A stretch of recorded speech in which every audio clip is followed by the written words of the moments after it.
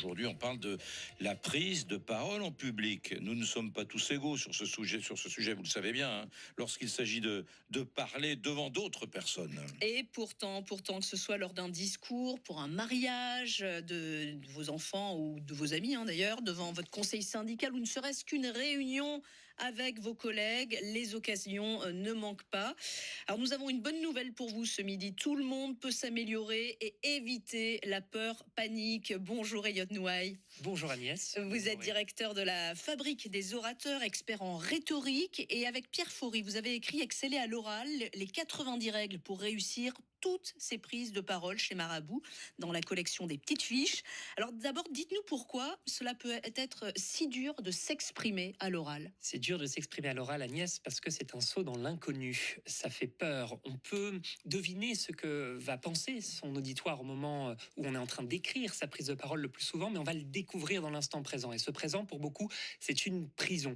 C'est une prison parce qu'on est prisonnier en fait du regard de l'autre, de son jugement, de ce qu'il pourrait penser de notre prise de parole. Et d'ailleurs, c'est intéressant parce que les statistiques démontrent que dans les peurs mondiales, la peur de la prise de parole en public est deuxième devant la mort. Donc on préférerait mourir plutôt que de parler devant un public. Pourquoi ? Parce que souvent prendre la parole devant un public, on estime que ça peut nous exposer à une mort sociale. Il y a des techniques. Moi j'ai souvent, quand j'ai fait des bouquins, il m'est arrivé d'animer des conférences et je me suis rendu compte que parfois il y avait des gens très très bons et qui se cassaient la figure complètement. Pourquoi ? Ils avaient tout préparé, tout anticipé, sauf la dimension technique. Le micro, il le tenait mal, on n'entendait rien, il y avait du Larsen, et toute leur préparation était foirée parce qu'à la fin de l'entonnoir, la dimension technique n'était pas maîtrisée. Oui, Eric, parce que la parole, c'est un imprévu. On peut vouloir tout millimétrer, ça ne fonctionnera pas. Cicéron, qui est l'un des pères fondateurs de la rhétorique, disait que le premier de tous les savoirs chez l'homme éloquent est de savoir prendre l'exacte mesure des circonstances et des personnes. Dit autrement, c'est en fait savoir proposer une parole ajustée aux personnes au moment. Ah, vous avez raison. Le type qui fait un truc trop intello devant des gens qui ne comprennent pas tellement, c'est terrible. Ça ne marche pas. Ou alors le type qui ne s'est pas renseigné, ou la femme d'ailleurs, qui ne s'est pas renseigné sur son auditoire, qui ne sait pas à qui elle parle, et qui tombe à côté parce qu'il leur fait un truc béaba alors qu'ils sont très au niveau. C'est épouvantable, ça aussi. Ça, vous le dites dans votre livre, il faut s'adapter à votre auditoire.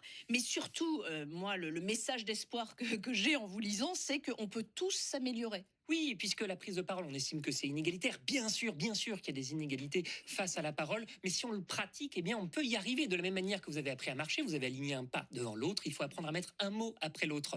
Et pour ça, il faut se saisir de toutes les occasions où on peut s'exprimer en famille, dans les dîners, en entreprise, à l'école. Levez la main, allez-y, prenez la parole, parce que c'est en parlant qu'on devient un orateur. Bon, alors on lui pose la question de 2-3 bonnes ficelles pour celles et ceux. Oui, les règles communes, les petites astuces. Qui se disent, mon Dieu, j'ose pas parler en public, même un truc en famille, je n'ose pas me lever, faire ding ding ding sur le verre et dire j'ai un truc à dire. Ils n'osent pas. Alors, les conseils de base. Alors, le premier conseil que je vais partager, je suis désolé Agnès et Eric, je vais trahir l'une de vos forces, vous, quand vous prenez la parole, c'est la prosodie. Qu'est-ce que c'est la prosodie ? C'est le fait d'avoir une musicalité dans la voix, et souvent les journalistes l'ont parfaitement compris, c'est-à-dire qu'ils arrivent à intéresser l'auditoire, puisque la voix est le second visage. Donc il faut faire attention à proposer une musicalité dans la voix pour que les mots sonnent comme une symphonie. Premier conseil, faire attention à la voix. Deuxième conseil, les premiers mots sont extrêmement importants. L'introduction, il faut réveiller l'audience, captiver l'auditoire et susciter sa bienveillance pour montrer qu'on est quelqu'un de sympa et qu'on a le droit à l'écoute de ses interlocuteurs. Et enfin, dernier conseil que je vous partage, il est assez simple, c'est d'incarner sa prise de parole. La parole, certes, informe, mais elle transforme surtout. S'il vous plaît, mettez de l'émotion. On démontre par exemple que les histoires permettent d'augmenter de 22 fois la capacité à rendre le message mémorable. C'est une étude de la Stanford. C'est-à-dire, je raconte une histoire, quoi. C'est ça. Oui, il faut utiliser. Parce que si vous avez envie de parler de millimétré, c'est ce que vous disiez tout à l'heure, Eric, dans ce cas-là, envoyez un mail. Prenez pas la parole. Non, on prend la parole pour transformer les autres et le monde. En tout cas, je ne sais pas, est-ce que vous étiez aussi bon quand vous étiez petit face à votre classe lorsque vous faisiez un exposé ? Je crois que c'est parce que j'ai été un petit peu audacieux que ça fonctionne. On dit souvent que la chance sur les audacieux. Et donc, il faut y aller. Et hélas, malheureusement, tout le monde n'a pas l'opportunité d'avoir une tribune. D'ailleurs, c'est pour ça qu'Agnès, qu'on dit prendre la parole. L'idée de la prise de parole, c'est quelque chose de violent, donc qui ne serait pas dû. Tout le monde n'a pas de tribune. Mais essayez, s'il vous plaît, quand même, de vous exprimer partout où vous le pouvez. prenez la parole. Et surtout, ça s'apprend encore une fois avec plein d'exercices que vous donnez dans ce livre Exceller à l'oral de Pierre Faury et Elliot Nouaille aux éditions Marabout. 90 règles pour réussir toutes ces prises de parole. Merci beaucoup d'être venu nous voir. Merci, Merci, Agnès, merci, merci Eric. Elliot, merci beaucoup.